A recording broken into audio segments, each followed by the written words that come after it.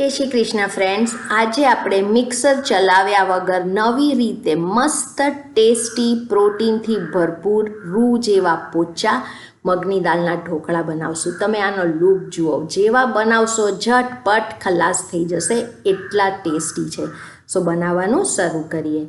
એક બાઉલમાં લઈશું મગની દાળનો લોટ. ફ્રેન્ડ્સ, કોઈ પણ ગ્રોસરી સ્ટોરમાંથી ઇઝીલી મળી જાય છે, એટલે આપણે મગની દાળને પલાળવાની કે વાટવાની જરૂર નથી. સો મગની દાળનો લોટ લઈએ છીએ. એમાં લઈશું ફક્ત પા કપ રવો, દહીં થોડું ખાટું લેજો ફ્રેન્ડ્સ, ને હવે થોડું પાણી નાખીને આનું આપણે સેમીથી ખીરું બનાવીએ. ફ્રેન્ડ્સ, હમણાં પાણી બહુ નહીં નાખતા, દહીંમાંથી જ તમને ખીરું સરસ રીતે થઈ જશે. આપણે સેમીથી ખીરું જોઈએ છીએ અને જોવાનું કે જરી પણ ગઠ્ઠા ન રહે. ને એકવાર ગઠ્ઠા કાઢી લીધા પછી આપણે એને 1 મિનિટ માટે ફેંટશું. હું અહીંયા હાથેથી જ ફેંટી રહી છું ને ગઠ્ઠા કાઢી રહી છું. ને 1 મિનિટ આ રીતે ફેંટજો ફ્રેન્ડ્સ, એકદમ મસ્ત ફ્લફી ખીરું થશે, ઢોકળા ખાવાની મજા આવી જશે. સો અહીંયા મેં ફેંટી લીધું છે. સ્મૂથ સેમી થીક ખીરું તૈયાર છે ને એકદમ સરસ ફ્લફી થઈ ગયું છે. હવે આપણે આને ઢાંકીને 10 મિનિટ સેટ કરવા મૂકીએ. સો આ ક્વિક અને ઇઝી રેસીપી છે. 10 મિનિટ થઈ જાય એટલે ખોલીને જોઈએ.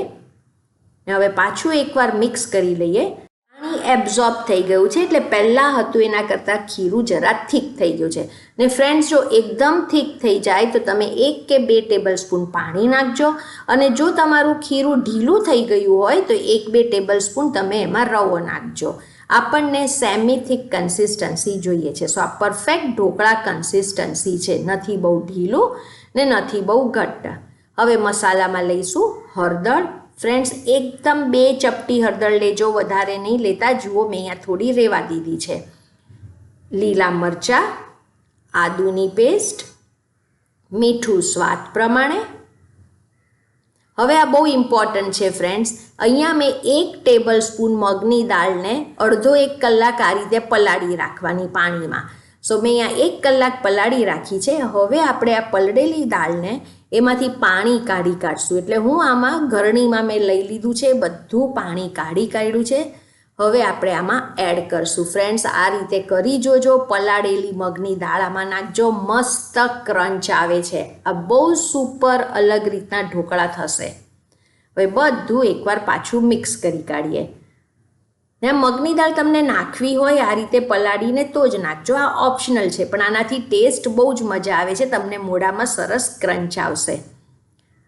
હવે પાછું એકવાર મિક્સ કરી લીધા પછી આની કન્સિસ્ટન્સી જુઓ, એકદમ પરફેક્ટ કન્સિસ્ટન્સી છે, નથી બહુ ઢીલું અને નથી બહુ ઘટ્ટ.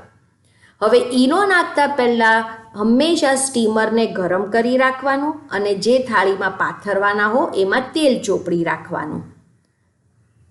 સો હવે ઈનો લઈએ છીએ 1 ટીસ્પૂન, અને એમાં ફક્ત હું 2 ડ્રોપ્સ, ખાલી 2 ટીપા પાણી એડ કરું છું.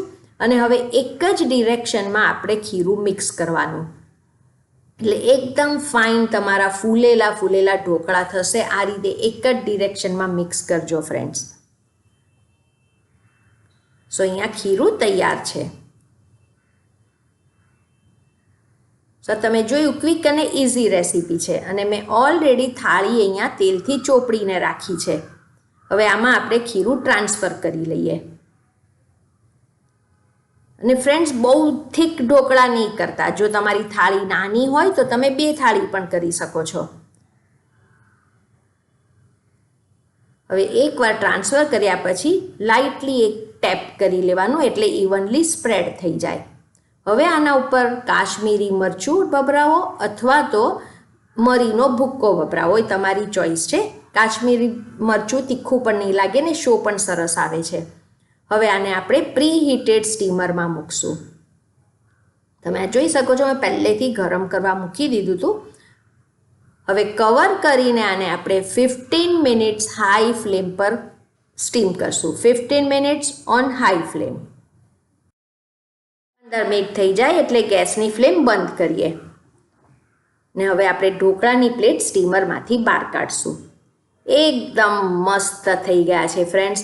તરત ખાવાનું મન થઈ જશે, એટલા ટેસ્ટી બને છે. હવે તમને જોઈએ તો આના ઉપર થોડું તેલ ડ્રીઝલ કરીને તમે આ જ રીતે ખાઈ શકો છો. બહુ જ ફાઇન લાગે છે, પણ આજે હું આમાં વઘાર કરવાની છું. સો ફ્રેન્ડ્સ, આ ઓપ્શનલ છે. તમે ઉપર તેલ ડ્રીઝલ કરીને પણ ખાઈ શકો છો. વઘાર માટે તેલ ગરમ કરીએ, એમાં રાઈ, લીલા મરચાં અને હિંગ બધું બરાબર થઈ જાય એટલે ઉપર સ્પ્રેડ કરી લઈએ. સો આ વઘારમાં લીલા મરચાં વધારે નાખજો ફ્રેન્ડ્સ, સાઈડ પર ખાવાની મજા આવે છે. તેલમાં મરચાં ગરમ થાય એની ફ્લેવર ગમશે. હવે ઇવનલી સ્પ્રેડ કરી લઈએ. લઈશું બારીક કાપેલી કોથમીર. હવે આનો શો જુઓ ફ્રેન્ડ્સ, જોતા જ ખાવાનું મન થઈ જશે અને પ્રોટીનથી ભરપૂર છે. હવે જ્યારે તમે કાપશો ત્યારે જ આઈડિયા આવશે કે કેટલા મસ્ત રૂ જેવા પોચા થયા છે. અચાનક જો ઢોકળા ખાવાનું મન થયું હોય અને એ પણ પાછા હેલ્ધી પ્રોટીનવાળા, તો આ મસ્ટ ટ્રાય રેસીપી છે જો તમારી પાસે મગની દાળનો લોટ હોય તો. હવે આનો લુક જુઓ ફ્રેન્ડ્સ, એકદમ જાળીદાર. નથી આપણે આથો આપ્યો, ઇન્સ્ટન્ટ કર્યા છે ને તમે જોયું ખીરું બનાવતા જરી પણ વાર નથી લાગતી. એમનેમ ચટણી વગર ખાઈ લેશો એટલા ટેસ્ટી છે. રૂ જેવા પોચા અને જાળીદાર. બાળકોને તમે આ ટિફિનમાં પણ આપી શકો છો, એટલે પ્રોટીન પણ મળી જાય. અને સાંજે કંઈ એક જ વસ્તુ બનાવવી હોય જે ઝટપટથી બની જાય તો આ મસ્ટ ટ્રાય રેસીપી છે. હવે હું તમને એક તોડીને બતાવું ફ્રેન્ડ્સ. આપણે જે એમાં મગની દાળ નાખી છે પલાળેલી, તો એનો એક એક ક્રંચ પણ મજા આવશે. આ અલગ ટાઈપના તમને ઢોકળા લાગશે ફ્રેન્ડ્સ. એકવાર જરૂરથી ટ્રાય કરજો. સો આ ઝટપટથી બનતા મગની દાળના ઢોકળા તમે પણ બનાવો. રેસીપી ગમી હોય તો કમેન્ટ સેક્શનમાં કહેજો રેસીપી કેવી લાગી. તમારી કમેન્ટ મારે માટે બહુ જ ઇમ્પોર્ટન્ટ છે. Thank you for watching.